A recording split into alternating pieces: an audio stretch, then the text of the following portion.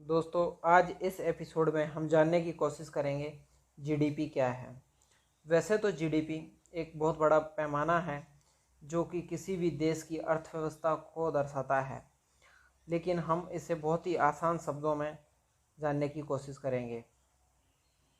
GDP किसी भी देश में उत्पादित सभी उत्पादों और घरेलू वस्तुओं और सेवाओं के कुल बाजार मूल्य को मापता है।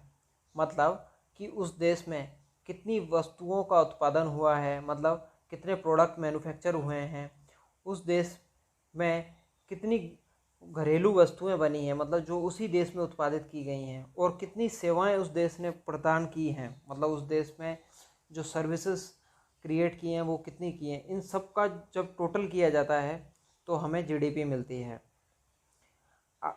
वैसे आप सब ने अधिकतर समाचारों में या टीवी पे सुना होगा या पढ़ा होगा कि किसी भी देश की अर्थव्यवस्था को जीडीपी से ही मापा जाता है, मतलब सकल घरेलू उत्पाद से ही नापा जाता है। और सब अपने बातचीत के दौरान जीडीपी वर्ड का उपयोग करते हैं और इसी के बारे में बात करते रहते हैं। तो ये एक बहुत ही इम्पोर्टेंट पैमाना है। ये किसी भी राष्ट्र की आय अभी क्या है, मतलब किसी भी देश की अभी क्या आय है, क्या वो ग्रो कर रहा है या डाउनफॉल कर रहा है, मतलब वो देश आगे बढ़ रहा है या पीछे गिर रहा है, ये सब हमें जीडीपी से ही पता चलता है। जीडीपी किसी भी देश की बाजार मूल्यों या सकल को मापता है। ये उस देश की अर्थव्यवस्था को दिखाता है।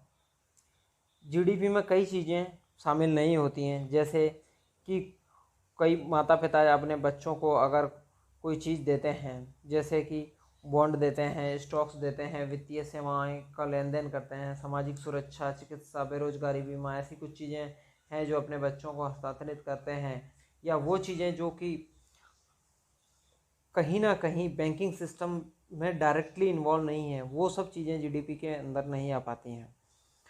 और ब्लैक मार्केटिंग से भी जो चीज़ें होती हैं वो सब चीज़ें जीडीपी के अंदर नहीं आ पाती हैं।